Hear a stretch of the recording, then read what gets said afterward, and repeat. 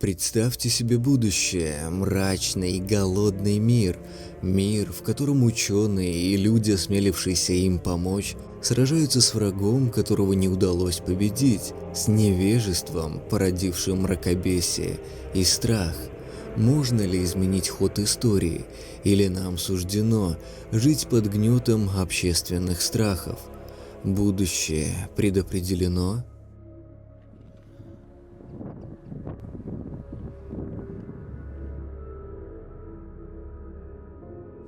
Ты спросишь, как же мы до всего этого докатились? Ведь конец 20 и начало 21 века обещали небывалый прогресс в развитии биотехнологий. Еще в 1978 году нам удалось создать первых трансгенных бактерий, которые вырабатывали человеческий инсулин. Это было спасением для сотен миллионов диабетиков по всему миру. Не только диабетики, но и люди с гемофилией, нуждающиеся в инъекциях факторов свертываемости крови, или дети с синдромом Шерешевского-Тернера, генетическим заболеванием, которое, среди прочего, характеризуется низкорослостью, смогли облегчить свою жизнь при помощи генетически модифицированных микроорганизмов, способных производить человеческие гормоны и белки. И ведь это было только начало золотого века биотехнологий. Не только медицина, но и сельское хозяйство становились все более совершенными, эффективными и безопасными. Появились проекты вроде экосвинки, способные более эффективно усваивать фосфор, что не только снижает кормовые затраты, но и препятствует загрязнению окружающей среды фитатами, солями фитиновой кислоты. Или ГМ-тополя, способные удалять загрязнение грунтовых вод до 100 раз эффективнее, чем это делают обычные растения. Но идиллия не могла длиться долго. Удивительным образом подобные проекты не находили поддержки среди защитников природы. Страх, нагнетаемый СМИ, дезинформация и все растущие заблуждения сделали свое дело. Сперва вырос до небывалых размеров рынок органических, натуральных продуктов, ведь только они пользовались общим спросом и не требовали сложных процедур регистрации. Затем ряд стран, в том числе и Россия, начали запрещать производство ГМО. В России с сегодняшнего дня запрещено выращивать и распространять ГМО-продукцию. Если кто-то производит, выращивает или сеет ГМО, это влечет за собой уголовное наказание. В данный момент законодатели рассматривают предложение ужесточить наказание за нарушение законов о ГМО, в том числе сокрытие или искажение информации о генетически модифицированных продуктах, которые могут нанести вред здоровью. Они предлагают приравнять такие правонарушения к терроризму. А после и весь мир объявил генетическую модификацию вне закона. Признаться честно, сперва я не воспринял запрет ГМО на территории России как нечто серьезное.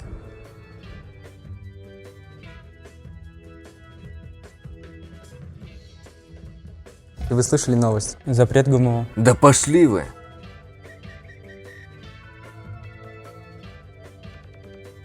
А когда эта проблема коснулась меня, было уже слишком поздно. Теперь ГМО под запретом во всем мире. Любой организм, в чей геном затесались неправильные, по мнению законотворцев, гены, подлежит уничтожению. Так, передовая медицина, эффективное сельское хозяйство, да и сами биотехнологии как отрасль научного знания ушли в небытие. Первыми этот удар почувствовали 420 миллионов диабетиков и абсолютное большинство жителей развивающихся стран, чье сельское хозяйство очень сильно зависит от условий окружающей среды. Люди умирали миллионами. В условиях научного регресса наша цивилизация по своему уровню технологий, развития и культуры постепенно опустилась на уровень средних веков. С той лишь разницей, что теперь ужас в сердца людей вселяли не образы гнева Господня или какой-нибудь чумы, а слово из 3 букв – ГМО. До сих пор можно найти реликты тех времен, какую-нибудь воду или соль без ГМО. Около полувека эта фраза являлась своеобразной мантрой, обеспечивающей защиту от злых сил. Люди стали бояться упоминания не только биотехнологий, но даже слово «ген», А в условиях, когда никто не готовил специалистов биологического профиля, начало страдать сельское хозяйство. Огромные аграрные земли давали очень скромный урожай, но любая попытка оптимизации этой безнадежной ситуации каралась местным спецотрядом традиционной наследственности. Автоматически и все мутанты оказались вне закона, как существа, порочащие представления о генетической чистоте. Многие из нас погибли, сопротивляясь. Другие изолированы от общества. На тех, кто выжил, идет охота. И наша задача выжить. Выжить в мире ГМО-фобии.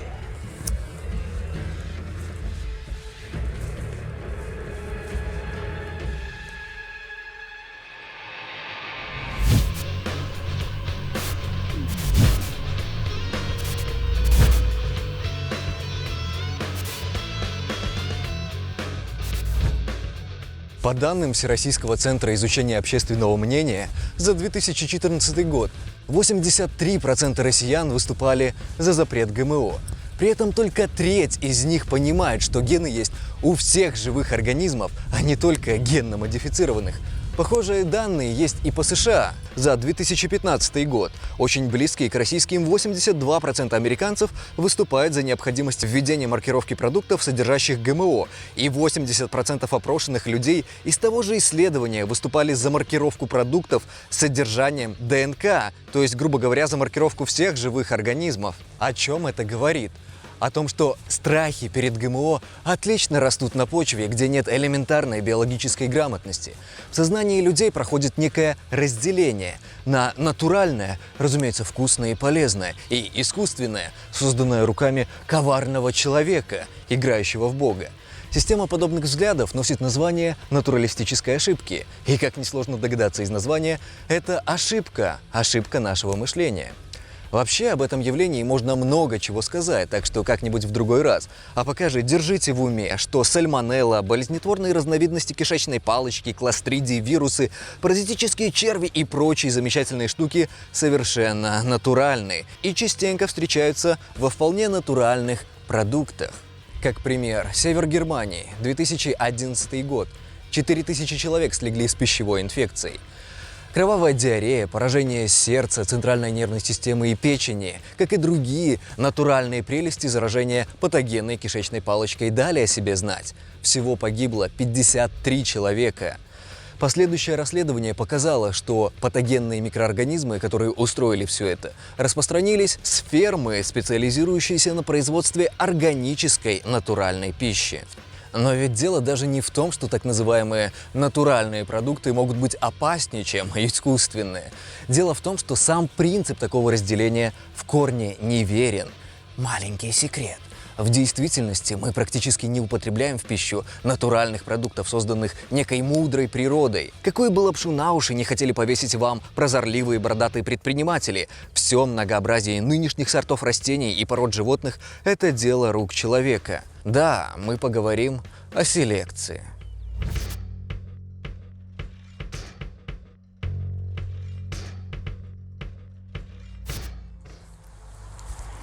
Все живое на нашей планете имеет ряд признаков, которые вытекают из самого определения жизни.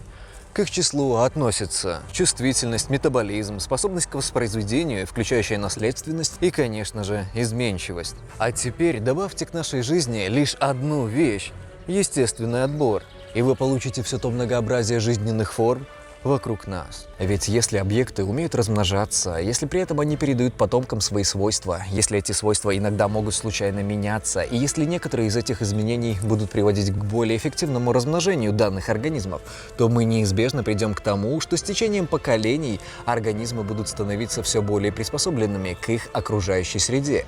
Это эволюция, детка. И хотя Чарльз Дарвин открыл эволюцию путем естественного отбора лишь в 19 веке, человек использовал ее в своих корыстных целях гораздо раньше. 9000 лет до нашей эры человечество обратило свое внимание на пшеницу, которая в своем диком виде легко теряет созревшие колоски с зернами. Они опадают, оставляя колос с голой верхушкой. Согласитесь, не очень удобно при сборе. Древние земледельцы, сами того не понимая, выполняли искусственный отбор, когда мутантные, неопадающие колоски оставались на полях. Их собирали и сеяли на следующий год. Из-за того, что такой отбор шел неосознанно, он несколько затянулся. Но факт остается фактом. У культурной пшеницы даже созревшее зерно падает с колоса только после обмолота. Неопадающие колоски – это одно из полезнейших для земледельцев свойств, и человек получил его благодаря искусственному отбору мутантных форм. Похожая история произошла и с посевным рисом, который по последним генетическим исследованиям был получен даже раньше, чем пшеница. Что забавно, исходный нетронутый вид прародитель посевного риса, Ариза руфипога, считается еще со времен Советского Союза вредным сорняком, засоряющим посевы нашего хорошенького мутантного посевного риса. И еще один пример, ставший уже чуть ли не хрестоматийным, когда разговор заходит о селекции.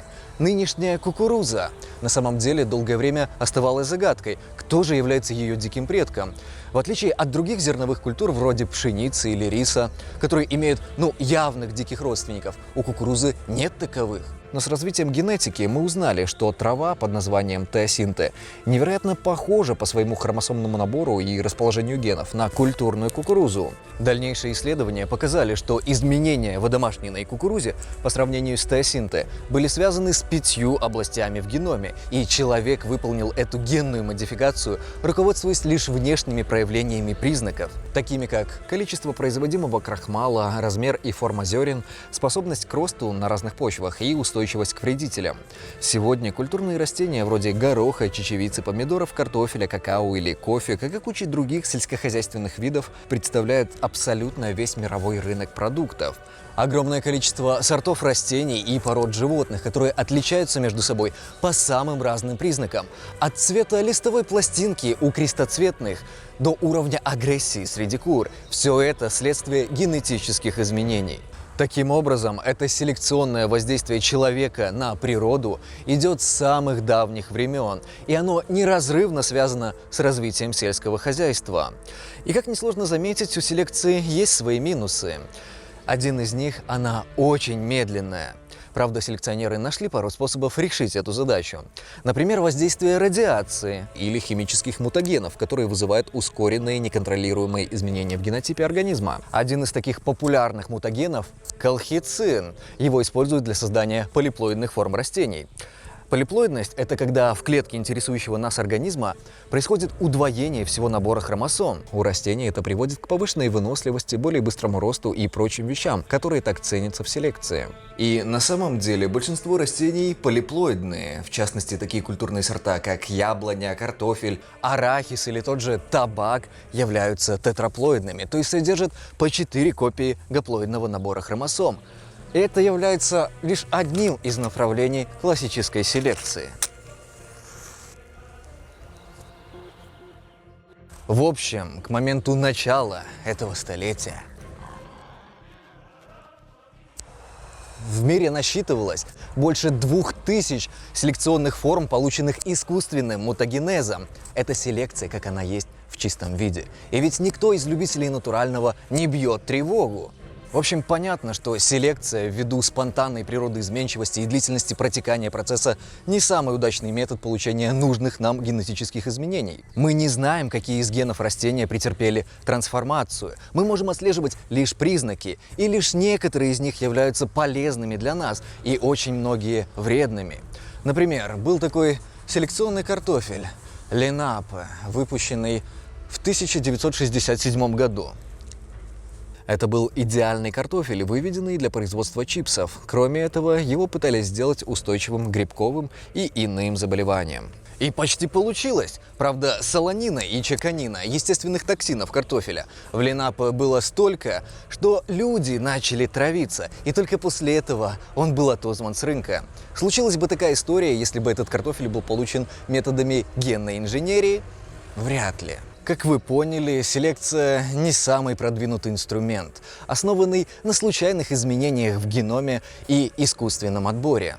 Если сравнивать, селекция – это двуручная пила по дереву, а генная модификация – это хирургический скальпель, позволяющий с невероятной точностью вставить нужный ген в нужное место.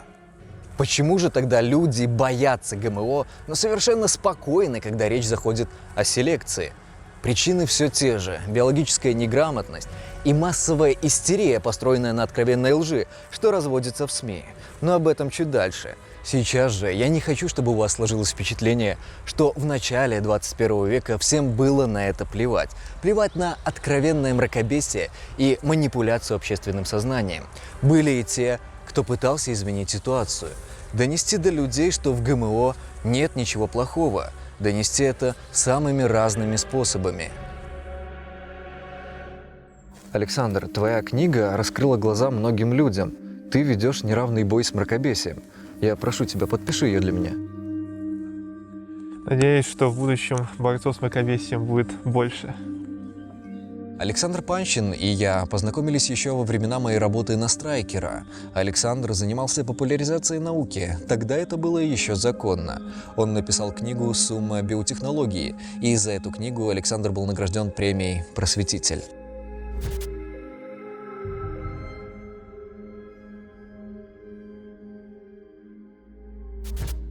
Александр, какими методами получают генно-модифицированные организмы? Вообще генные инженеры, они украли эти методы у природных генных инженеров, например, у бактерий и у вирусов. Но если взять бактерии, вокруг нас в почве живут агробактерии, которые могут свою генетическую информацию, точнее, очень маленький кусочек своей генетической информации перенести в растения, и тем самым заставить их активно делиться и производить всякие питательные вещества, которыми потом бактерии питаются. Что интересно, это то, что мы можем найти в современных таких вот культурах, которые люди употребляют в пищу, такие генетические вставки бактериального происхождения. То есть, по сути, мы очень давно едим ГМО. Классический такой пример — это история про сладкий картофель батат, в котором нашли сразу несколько генов бактериального происхождения, которые там активно работают. И, по-видимому, селекционеры когда-то очень давно отобрали именно те варианты этого батата, сладкого картофеля, которые были с этими генетическими вставками. И вот все ими наслаждаются.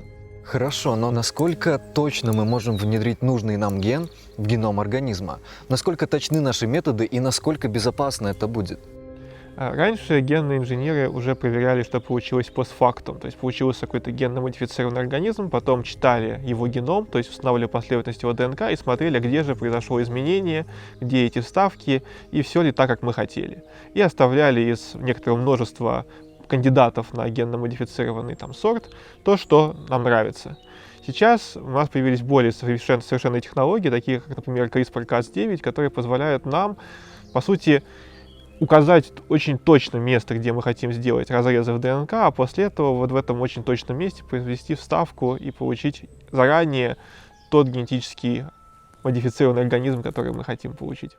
Можно ли говорить, раз это повсеместно встречается в природе, что мы все в какой-то степени являемся генно-модифицированными? В каком-то смысле, да. У каждого из нас есть отличия генетические от наших родителей. Примерно в каждом поколении возникает 50-60 новых мутаций, то есть ребенок отличается от своих родителей не только некоторыми случайными перестановками генов, которые возникают при обмене генетической информации уже существующей, но и 50-60 совершенно новых мутаций. И если рассмотреть еще более радикальные примеры такой вот генной модификации, на примере того же человека, то мы бы не были такими, какие мы есть, если бы мы не были генно-модифицированы в свое время вирусами. Есть вирусы, у которых есть специальный белок, оболочки, называющийся синцитин. Он позволяет вирусам сливаться с клетками и проникать внутрь. И вот ген, кодирующий такой похожий белок, он, собственно, называется у нас синцитин, он важен для формирования плаценты. Что происходит, это то, что много клеток плаценты, они сливаются вместе и образуется одна многоядерная клетка. Это очень важно для нашего продолжения рода, то есть мы в чем-то живы благодаря тому, что мы генно модифицированы. Знаешь, тогда мы полагали, что донесение этой позиции о том, что все мы в каком-то смысле ГМО, изменит ситуацию в лучшую сторону. Но стало только хуже. Начали страдать не только сами мутанты, но и те, чьи дети и внуки лишь могут стать слишком явными мутантами. Тихо. Приготовься, у нас будут гости. Знаешь, что забавно? Мы тогда с Сашей обсуждали, что если этот тренд о запрете ГМО в России будет распространяться по всему миру, к чему это может привести? Но не с вилами же будут за тобой гоняться.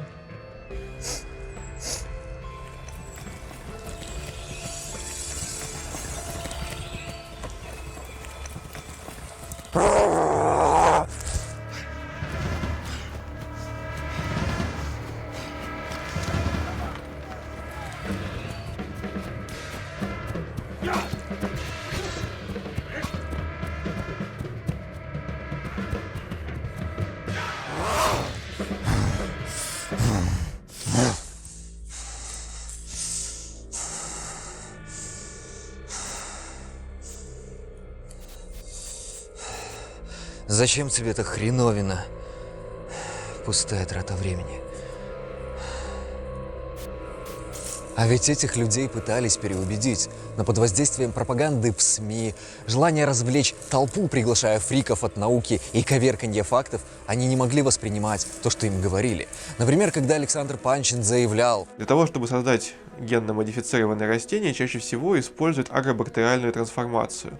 Для этого ученые сначала создают генно-модифицированных агробактерий, им в специальную TI-плазмиду вносят целевую ставку, а потом этих бактерий культивируют вместе с растительными клетками, и, собственно, целевой ген переносится в эти растительные клетки, и получаются генно-модифицированные клетки, из которых с помощью вегетативного размножения можно получить целое растение. люди, обработанные СМИ, воспринимали это как нечто совершенно иное.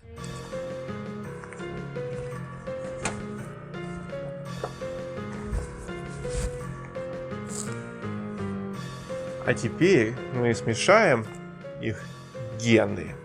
Над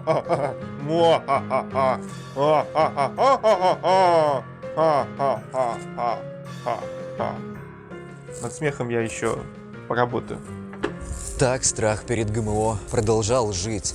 Среди поддерживающих запрет ГМО на территории России 3/4 назвали причину такого отношения к генно-модифицированным организмам, как они наносят вред здоровью. И на самом деле, если вспомнить пропаганду СМИ в те времена, то все становится на свои места.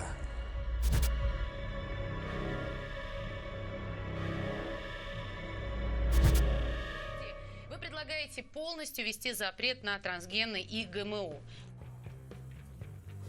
Русскоязычные зрители чаще всего слышат, что из-за массового потребления ГМО возникают риски стерилизации нации, риски угрозы потомства детям, внукам и так далее. Эти риски никто не исследовал. Но если те исследования, которые были в самой Европе и в Америке, говорят о том, что они чрезвычайно высоки. Так все-таки никто не исследовал или исследование есть? Вряд ли он в курсе, что за один только период с 2002 по 2012 год было опубликовано больше 1700 научных отчетов по теме безопасности ГМ-культур. Более того, я уверен, что Федоров за всю свою жизнь не прочел ни одной научной публикации по этой теме. Скорее всего, он пересказывает слова самой известной в русскоязычном пространстве противницы ГМО Ирины Ермаковой. Разговор о массовой стерилизации – это ее фетиш, далеко не единственный. Кстати, вот она, рассказывает о результатах собственных исследований. Поэтому полученные результаты нас, откровенно говоря, просто шокировали. Более 50% новорожденных крысят умерли, они были нежизнеспособными. Из оставшихся в живых около 40 были недоразвитыми, все они были бесплодными. Если то же самое происходит с людьми, то человечество ждет просто вымирания. Вымирание. Вымирание ждет клетки мозга человека, который поверит Ермаковой на слово. Мы же обратимся к фактам. И они таковы. Ермакова не опубликовала свою работу ни в одном научном издании. Это значит, что никто из специалистов не проверял эти данные. Эта работа не прошла научного рецензирования, а без этой процедуры нельзя говорить хоть о какой-то ценности ее исследования. Более того, описываемый Ермаковой дизайн эксперимента не выдерживает никакой критики. Например, она не соблюдала ни один из протоколов тестирования на животных.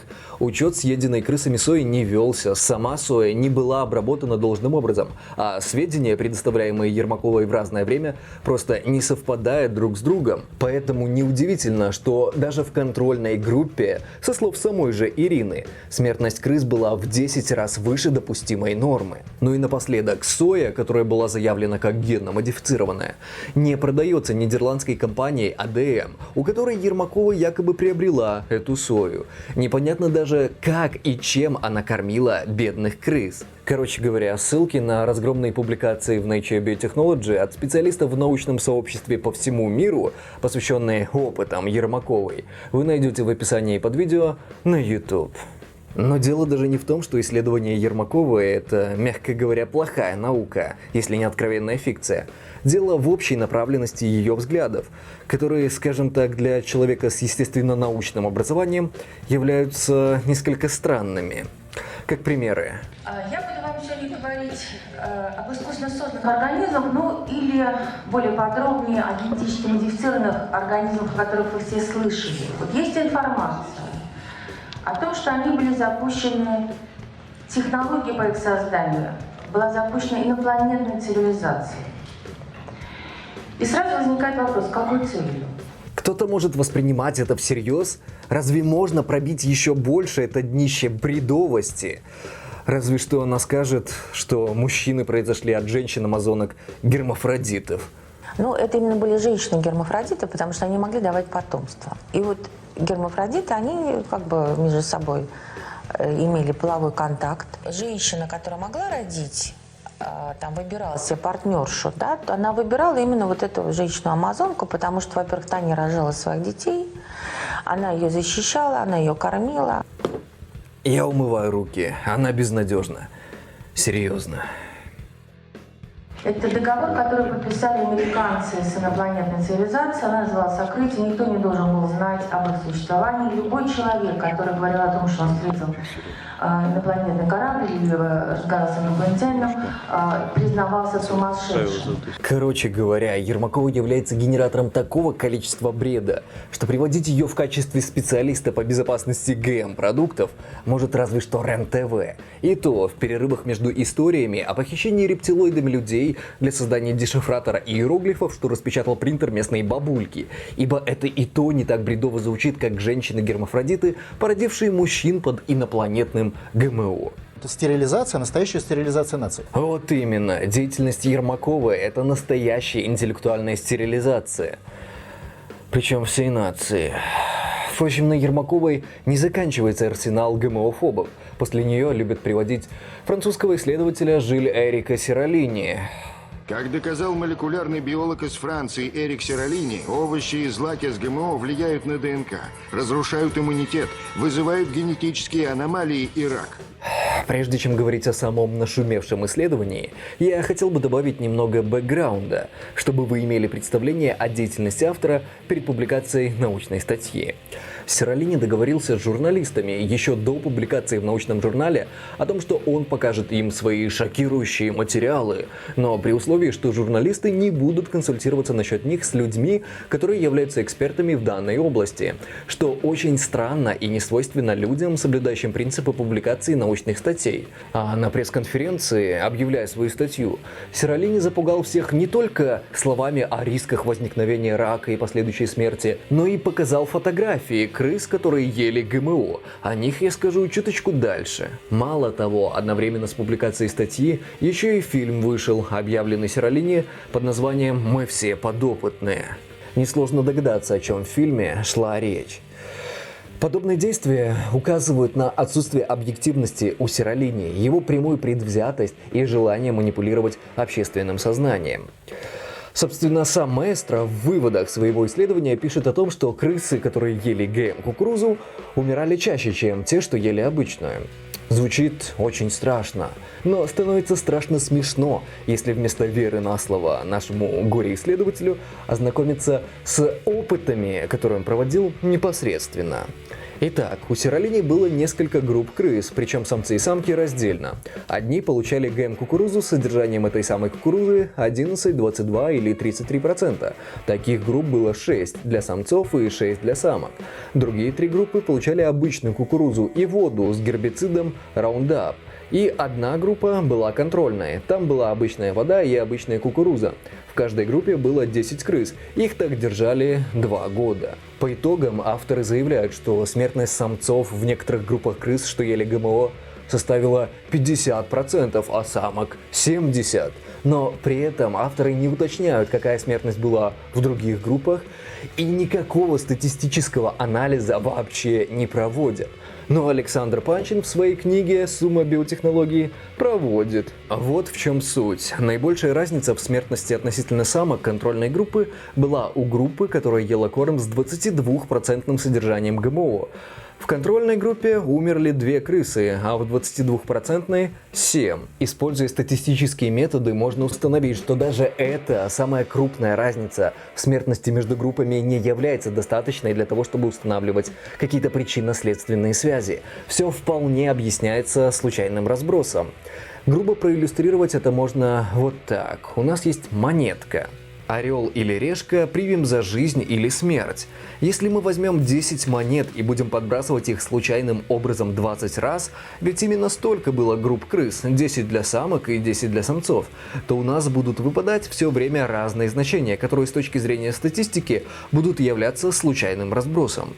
Если в первом раунде подбрасываний у нас выпало 2 смерти и 8 жизней, а в любом другом из оставшихся 19 раундов 7 смертей и 3 жизни, то такие показатели не будут означать, что тут есть какая-либо закономерность. Более того, самая забавная вещь, о которой стыдливо умалчивает Сиролини, заключается в том, что угадайте, среди самцов какой группы крыс наблюдалась наименьшая смертность. Тех, что получали 22 и 33% порции ГМО. В выводах статьи Сиролини можно было бы смело написать, что в некоторых группах крыс, самцов, употреблявших ГМО, смертность была в 3 раза ниже, чем в контрольной группе. Не менее интересная вещь заключалась и в том, что наименьшая смертность также наблюдалась среди самцов группы крыс, которая ела обычную кукурузу, но вместе с тем получала максимальную концентрацию гербицида. Если пренебречь статистикой, то смело можно было бы написать в какой-нибудь желтой газетенке о том, что ГМО и гербицид Roundup продлевают жизнь самцов. Таким образом, никаких статистических отличий между смертностью разных групп крыс в исследовании Сиролини не было обнаружено. Но автор с его дилетантским подходом проигнорировал это. Более подробный разбор от Александра Панчина вы сможете найти в описании под видео. Естественно, что к столь некачественной работе, со столь далекими от предоставляемых результатов выводами, посыпались претензии от всего научного сообщества. Касались они не только отсутствующего статистического анализа и малых выборок, но и, например, того, что Сиролини в своих опытах использовал специальную линию крыс, выведенную для исследования злокачественных опухолей. Для этой линии является нормой, если за 1,5 года рак возникает почти у половины из всей группы животных, а учитывая, что исследование длилось 2 года, это примерный срок жизни этих крыс. Опухоли в таком возрасте, согласно исследованиям, возникают у 80 животных из 100 в совершенно нормальных условиях. Поэтому неудивительно, что крысы были покрыты опухолями размерами с шарик для пинг-понга. На то, что данные фотографии вводят людей в заблуждение, указало также и общество токсикологической патологии во Франции. Но какова причина такого необычного выбора линии крыс? Все просто. Показать журналистам фотографии этих бедных животных, специально выбранных для всеобщего устрашения. К слову, Сиролини не показал ни одной фотографии крыс контрольной группы, иначе эту манипуляцию раскрыли бы даже журналисты. Вдобавок ко всему, имейте в виду, что финансировалось данное исследование организацией, которая имеет общую антибиотехнологическую направленность, которую возглавляет сам Сиролини. Но мало того, как впоследствии выяснилось, анти-ГМО исследования финансировались 2 крупными торговыми организациями, одна из которых после публикации выводов из исследования Сиролини запустила обширную рекламную кампанию, посвященную продуктам без ГМО. Что характерно, организация Сиролини при публикации исследования не объявила эти источники финансирования, хотя они демонстрируют прямой конфликт интересов. Разумеется, столь низкокачественную работу научный журнал впоследствии отозвал.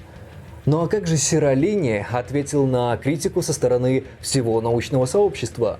Он утверждает, что стал жертвой цензуры и не перестает повторять. Я создал группу, которая опубликовала больше всех статей на эту тему. А те, кто обвиняет меня в некомпетентности, эти люди вообще-то знают микробиологию на уровне лаборанта.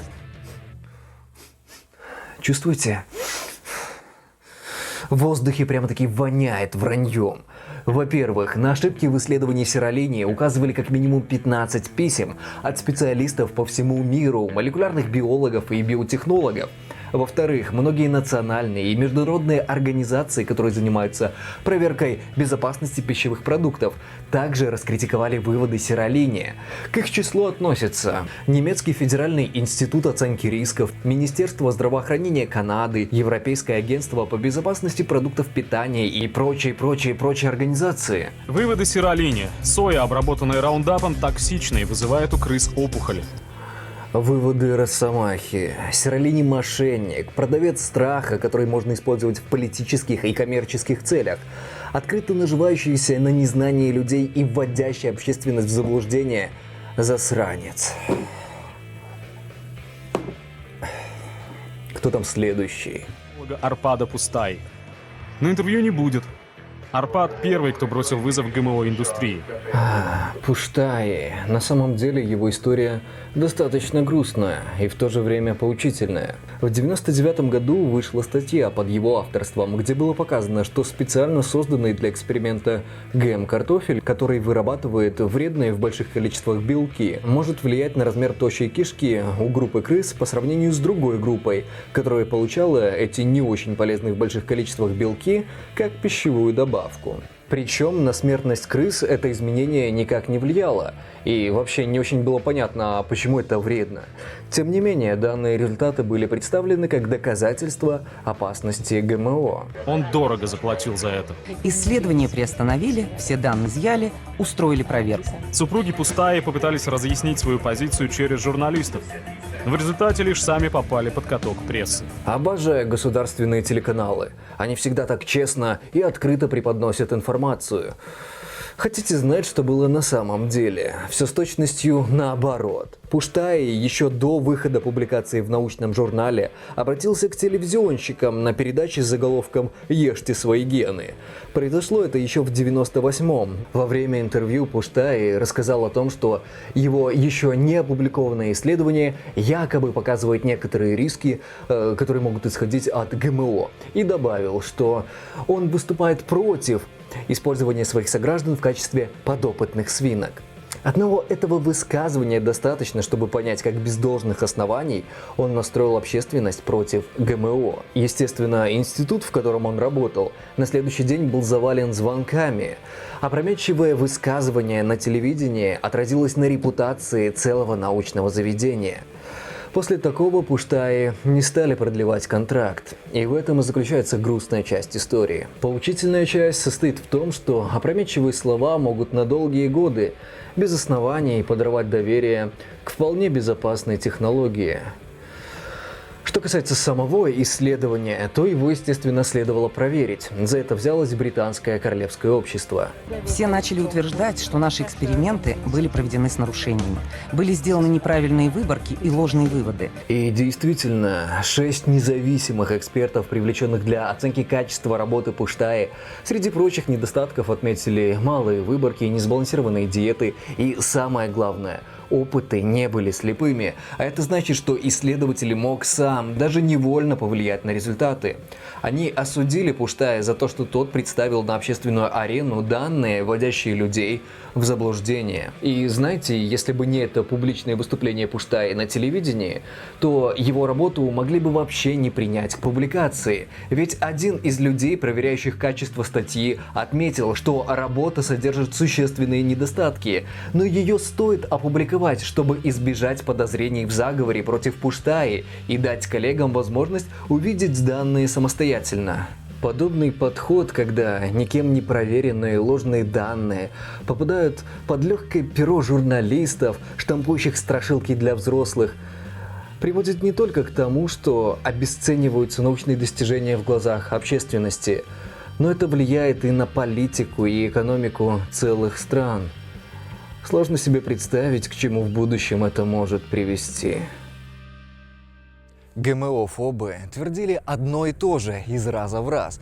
Все те же разобранные по косточкам исследования. Все те же имена и фамилии, которые мусолила пресса из года в год. И это неудивительно, ведь в общем массиве работ, посвященных ГМО, чертовски мало тех, где заявлялась бы их опасность. И нет ни одной, где эта опасность, связанная непосредственно с ГМО, подтвердилась бы. Но СМИ не интересовали достоверные данные, коих по этой теме есть огромное количество. Им нужны были сенсации. Против ГМО. ГМО. ГМО. ГМО. ГМО. ГМО. ГМО. ГМО. ГМО. ГМО. ГМО. ГМО. Капитулировала перед ГМО-гигантами. Можно бесконечно доказывать безопасность ГМО, привести тысячи публикаций по этой теме, объяснить и разжевать буквально каждое слово, но всего одна фраза исследователя-фрика, откровенного мошенника или просто предвзятого ученого способна перечеркнуть все эти доказательства в общественном сознании. Генно-модифицированные растения на украинских пашнях могут заразить приграничные российские поля. Похоже, здесь запись из мозговыносящих передач начала 21 века. Неудивительно, что те ГМО-фобы так яро нас искали. Удар колоссально просто был нанесен по биосфере планеты, и я вообще не уверена, что мы сможем оправиться от этого удара. Запущены в огромном количестве искусственные организмы, которые просто приводят к такому глобальному бесплодию всех живых организмов. Похоже, их разум все время держали под контролем. Теперь они пудрят мозги людей не только опасностью ГМО, но и экологическими рисками.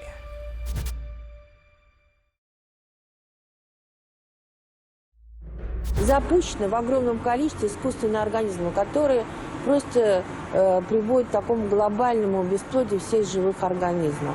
Снова Ермакова и ее фетиш. Хорошо, хоть не инопланетяне, подарившие миру ГМО, как это было в прошлый раз. Как несложно догадаться, за словами Ермаковой, ничего кроме запугивания и, возможно, психического расстройства никогда не стояло. Если какая-то страна стала ГМО, все уже нашло перекрестное опыление, страна испорчена с точки зрения сельского хозяйства. ГМО-культуры ведут себя как вирус, заражают растения на соседних полях, и они тоже мутируют. Смотрите-ка, буквально предыдущее утверждение касалось того, что ГМО бесплодны и сделают бесплодными все вокруг. Нынешнее касается того, что ГМО, напротив, слишком эффективно распространяются настолько, что могут убежать в природу и захватить все живое. Видимо, ГМО-борцы не пришли к общему соглашению, какой страшилки они больше боятся. Если же мы отбросим мир грез и взглянем на реальность, то мы узнаем, что действительно существуют стерильные ГМ-сорта. И были разработаны они в ответ на вопли всяких зеленых о том, что ГМО могут убежать в природу. Но что мы видим вместо радости зеленых? Мы видим страх. Зеленые выдумали новую страшилку о массовом бесплодии из-за бесплодных ГМО. По факту, ГМО могут переопыляться со своими дикими родственниками, но только в том случае, если они есть. Вот, например, кукуруза в Европе не имеет диких сородичей, с которыми может скрещиваться, а значит, тут и говорить о убегании в природу не приходится. Однако в случае с рапсом, у которого такие дикие сородичи есть, да, действительно, такое убегание может произойти, вот только непонятно. И что с того? Как будто убегание культур, полученных при помощи генной модификации, отличается от убегания культур, полученных при помощи традиционной селекции. Разницы вообще нет, эта проблема не специфична именно для ГМ-культур. И кроме того, все потенциальные риски такого убегания, вроде исчезновения исходного дикого вида или распространения устойчивых к гербицидам сорняков, не подтверждаются на практике. Их просто не находят, хотя ищут очень досконально. Ну, не находят для ГМО. А вот примеры убегания селекционных сортов как раз есть, причем со времен СССР. Хорошо знакомое вам растение борщевик Сосновского, растение, которое культивировали как кормовое еще в середине 20 века. Изначально на него возлагали большие надежды. Быстрый рост и неприхотливость позволили выращивать его повсеместно в России, Латвии, Эстонии, Литве, Белоруссии и Украине. Однако позже выяснилось, что этот вид не только хорошо осваивает новые территории, но и оказывает негативное воздействие на биоразнообразие, разрушая природные экосистемы, причиняя существенный экономический ущерб и представляя опасность для здоровья людей. Так, например, при контакте с кожей и под воздействием ультрафиолетового излучения сок этого растения вызывает серьезные долгозаживающие ожоги. Что забавно, в 2012 году борщевик Сосновского исключили из списка селекционных достижений. Значит ли факт проникновения в естественные экосистемы столь опасного для человека растения, как борщевик Сосновского, что всю традиционную селекцию необходимо запретить, ведь от нее были выявлены такие негативные эффекты, в отличие от генной модификации, и необходимо разрешить только ее? Если бы мы следовали логике ГМО-фобов, именно это они бы и сделали. Но, к счастью, пока не у всех промыты мозги. Для производства это вообще не нужно, потому что оно вообще-то не является показателем качества сельского хозяйства. Я бы сказал наоборот, это снижает нашу конкуренцию нашего сельского хозяйства, потому что резко улучшает качество нашего продовольствия. Да, ухудшает качество. Как же? Интересно, зачем это тогда создают ГМ-организмы, если они ухудшают качество? Генную модификацию используют в самых разных целях, от создания устойчивых к определенным условиям культур до повышения потребительских качеств продуктов питания. Как вам, например, направление работы генных инженеров, призванные улучшить качество мяса, состав молока, выживаемость потомства, укрепить иммунитет и прочие вещи, вроде повышения содержания антоцианов в томатах или не темнеющих на воздухе яблок, направленные не только на экономические, но и потребительские выгоды. Именно поэтому повышение потребительских качеств – это то, что дает нам ГМО. Именно гербициды – подводная часть айсберга под названием ГМО. Глифосат или фосфонаметилглицин – новое средство борьбы с сорняками, более совершенное по сравнению с Agent Orange. Проникая в клетки растения, глифосат блокирует их рост. Как же сделать так, чтобы при этом не гибли ценные культуры? Надо изменить их генную структуру, сделать их невосприимчивыми к глифосату. Так открытие гербицида послужило толчком генетической революции. Через 30 лет глифосат, выпущенный в продажу под брендом Roundup, до неузнаваемости изменит мировое сельское хозяйство.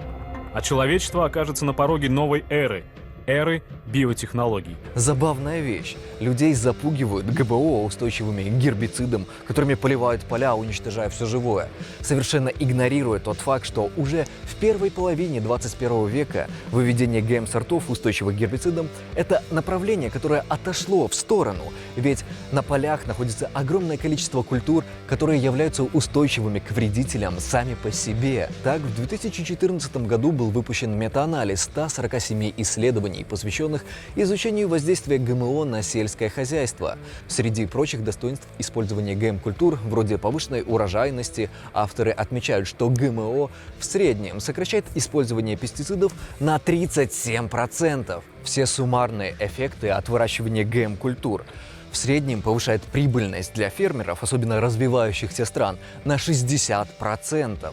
И в том числе благодаря снижению стоимости и сокращению использования пестицидов. То, что использование ГМО снижает уровень использования пестицидов, подтвердил также и Американский департамент сельского хозяйства. И ведь кроме такой экономической выгоды, использование ГМО значительно безопаснее для хозяйственных нужд человека, чем массовая обработка огромных площадей инсектицидами. Ведь специально созданные растения влияют лишь на определенные группы вредителей, конкретные сельскохозяйственной культуры. Все это приводит к тому, что на полях уменьшается количество вредных групп насекомых вместе с сохранением роста популяции членистоногих хищников, таких как пауки, златоглазки и божьи коровки, которые являются естественными врагами вредителей. Но мало того, эти хищники расползаются на соседние поля, что приводит к снижению количества вредителей по всей округе. Использование ГМО – это отличный инструмент естественного биоконтроля. Естественного, я подчеркиваю, и это было наглядно показано на примере 36 объектов в провинциях Китая, где был обследован период в 20 лет с момента внедрения генетически модифицированных растений. Но даже все эти позитивные эффекты от использования ГМО меркнут по сравнению с главным принципом, постулатом защитников окружающей среды. Если вас интересует экология, то в первую очередь вы должны беспокоиться о количестве используемых земель. Поля, используемые для нужд сельского хозяйства, так или иначе влияют на экосистему, как и любая хозяйственная деятельность человека. И в таких условиях разговоры о пользе или вреде в конечном счете упираются в один единственный критерий – эффективность, количество продукции с единицы площади. И если вам нужно меньше земли для производства того же или большего количества продукта, то это значит, что такое хозяйство будет как экономически, так и экологически более эффективно, нежели традиционное или тем более натуральное сельское хозяйство. Как мы видим, использование ГМО не только безопасно, но и имеет огромное количество плюсов. Ученые по всему миру демонстрируют это. Все работы, которые показали безопасность ГМО, были так или иначе связаны с транснациональными компаниями, производителями ГМО. Либо финансово, либо они делались на заказ, либо это были их собственные работы, либо ученые были на грантах этих. О да, мои любимые заговоры. Ведь как еще обосновать свою иррациональную позицию по отношению к биотехнологиям, когда иных аргументов у тебя вообще не осталось? В ход идут заговоры.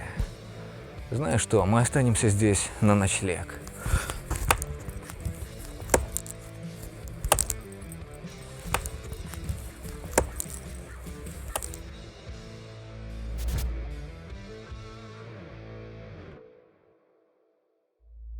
Эти люди называют себя учеными, но на самом деле они работают на корпорации и лоббируют интересы корпораций. Сиролини называет себя независимым исследователем, но на самом деле он лжец. И у меня, в отличие от него, есть реальные доказательства. 2010 год. Европейская комиссия опубликовала отчет о 50 исследовательских проектах, 200 миллионов евро, 400 исследовательских групп и вывод, звучащий вот так. ГМО не несут больших рисков, чем традиционные технологии выведения новых сортов. И финансировало все это за счет грантов Европейского Союза. А как же специалисты из Российской академии наук, которые еще в 2016 году выступали против идиотских инициатив со стороны законотворцев по запрету ГМО? И им тоже заплатила Монсанто? Или они просто достаточно компетентны, чтобы не нести чушь, как это делает Сиролини? Большинство исследований ГМО финансируются на государственные деньги. Вы можете сами убедиться в этом, просто посмотрев публикации в научных журналах, где указываются источники финансирования. Безусловно, и корпорации проводят свои исследования. Однако метаанализы, которые сравнивают результаты государственных и корпоративных исследований, не находят разницы, которая могла бы исказить результаты. Одновременно уже на территории самого Освенцима в бараке номер 10 над своими жертвами экспериментирует Йозеф Менгеле по прозвищу «Доктор Смерть». Первоначально циклон Б – это тоже пестицид, созданный для защиты растений от вредителей. Таким образом, эксперименты над людьми, эксперименты над растениями, ботаника и биология, сельское хозяйство и промышленная химия оказываются связаны в один узел. Чувствуете, как нас подводят к мысли о том, что если ты занимаешься биологией, то ты как минимум нацист? Как комментировать подобную логическую цепочку рассуждений авторов данного шедевра могут разобраться разве что психиатры. Научным продолжением мальтузианства стала евгеника, предшественница сегодняшней генетики. Без разговора о евгенике, как бы он ни был неприятен, невозможно понять философскую доктрину трансгенной революции. Евгеника? Серьезно? Что-что, но евгеника – это селекция в чистом виде, применимая к человеку. Да-да, именно селекция. Традиционная технология выведения сельскохозяйственных культур. В погоне за как можно большим количеством негативных ассоциаций авторы данного шедевра готовы притянуть что угодно, даже евгенику. Не иначе им Геббельс писал сценарий. У Монсанто и подобных компаний появился доступ к самой плодородной земле в мире и возможность бесконтрольно высаживать на ней свои семена. В Монсанто могли только мечтать о таком правительстве, которое сейчас сидит в Киеве. В Европе многие чиновники тоже с радостью продались бы Монсанто, но они не могут убедить население, которое по-прежнему против ГМО. Понимая это, Монсанто входит в Европу через черный вход, через Украину. Серьезно? Биотехнологии и политика? У авторов данной машинки помойки мозгов нет ни совести, ни рассудка, раз они хотят пропихнуть некий идеологический посыл для критики научного направления. Ведь примеры в истории подобных явлений есть. Хорошо всем известная Лысенковщина. Период в Советском Союзе, когда генетику отрицали как науку, а самих ученых преследовали за политически неугодные научные взгляды. А ведь в России 21 века наблюдались похожие явления, когда люди, не разбирающиеся ни в генной модификации, ни даже просто в биологии, проводили чудовищные законопроекты, которые ограничивали производство ГМ-культур и пород. Например, в 2014 году Комитет Госдумы по аграрным вопросам провел круглый стол на тему о качестве и безопасности продуктов без использования ГМО, где среди прочих гостей была Ирина Ермакова. Да, именно этот фантастический деятель выступал в качестве эксперта на данном мероприятии. Поэтому неудивительно, что к риторике против ГМО хотят приписать какие угодно мотивы, даже идеологические, из разряда «ты выступаешь за изучение ГМО, смеешь говорить о его безопасности? Так ты просто западный агент. Расстрелять, в смысле, задавить чудовищными законопроектами о процедурах регистрации и обрезать любое финансирование». В отличие от Индии, правительство Венгрии выступает против любого использования трансгенов. Корпорации вложили большие деньги в ГМО. За свою строптивость Венгрия еще может поплатиться. Зерна Майдана уже щедро рассыпаны по этим мостовым. Майдан и ГМО. И понимаете, ведь это даже не РЕН-ТВ и не ТВ-3, это Россия-1. Главный и основной канал Всероссийской государственной телевизионной и радиовещательной компании. Использование в качестве аргументов против биотехнологий идеологических мотивов. В лучших традициях государственных СМИ. Знаете, это, пожалуй, хуже, чем Лысенковщина. Тогда хотя бы не запугивали массово народ генетикой. В соседней Индии, столкнувшись с эпидемией самоубийств среди фермеров, правительство обратилось к социологам. По результатам этого исследования был опубликован целый список причин, толкающих индийских крестьян на сведение счетов с жизнью. И главной такой причиной, главной причиной для самоубийства оказалась неспособность расплатиться с долгами за семена и удобрения. Ну, вообще-то для Индии в принципе характерен высокий уровень самоубийств. И с ГМО это никак не связано. И более того, после внедрения ГМ-культур в сельское хозяйство количество самоубийств сократилось. В Первую мировую Монсанто продает в Европу аспирин и салициловую кислоту. В годы Второй мировой ее специалисты участвуют в Манхэттенском проекте, разрабатывают ядерное оружие. Монсанто печально известна созданием такого химического оружия, как пестицид Оранж. Мы называем это химическим оружием, потому что в конечном итоге во Вьетнаме пострадало порядка 3 миллионов человек и 500 000 человек умерло. Корпорация Monsanto известна как корпорация, которая тесно аффилирована с военно-промышленным комплексом США. Ведь не секрет, что они участвовали в разработке Манхэттенского проекта. А Хьюго Босс поставляли одежду для нацистов во время Второй мировой войны. Генри Форд был антисемитом, издания которого оказали влияние на национал-социалистов в Германии. И компания Boeing производила бомбардировщики. И что с того? Это значит, что мы должны отказаться от автомобилей Ford, закрыть все магазины, где есть Хьюго Босс, и запретить летать на гражданских самолетах Боинга? И вообще, почему все пристали к Монсанто? Ведь это далеко не единственный производитель ГМ-культур. Или, если мы заговорили о заговорах, давайте возьмем какую-нибудь компанию, производящую органические натуральные продукты. Да, у многих людей складывается представление о производителях натурального, как о миленьких фермерах, разгуливающих на солнечных лугах. Но это не более чем удачный маркетинговый ход, ведь в действительности существует десяток компаний, специализирующихся на производстве всего того, что подается под маркой «натуральное». Огромное количество таких крупных компаний принадлежит транснациональным гигантам. И знаете, даже Monsanto занимается тем, что производит органические натуральные продукты. Правда, не совсем классической селекции, в том смысле, что отбор ведется по внешним признакам, а путем анализа ДНК. Они ищут зернышки, в которых спонтанно произошла необходимая им мутация.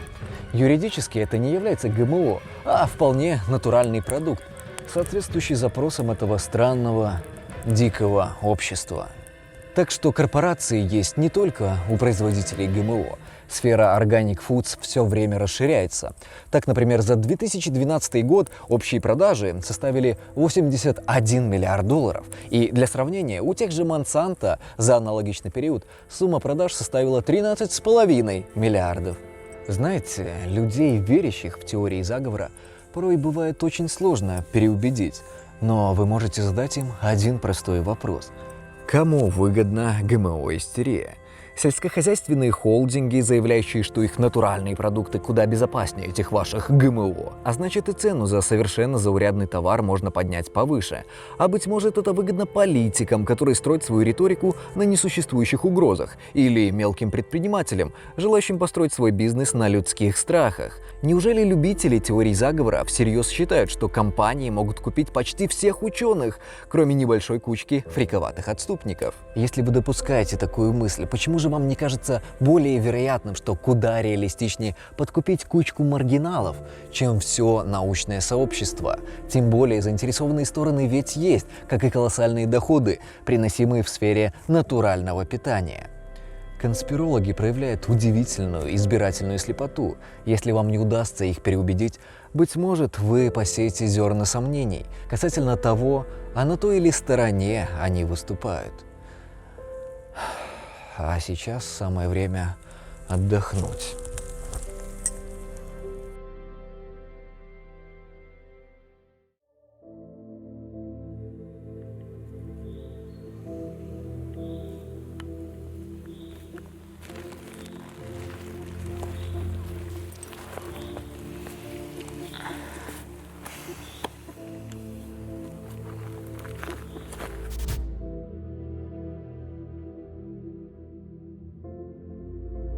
А ведь будущее могло быть совсем другим.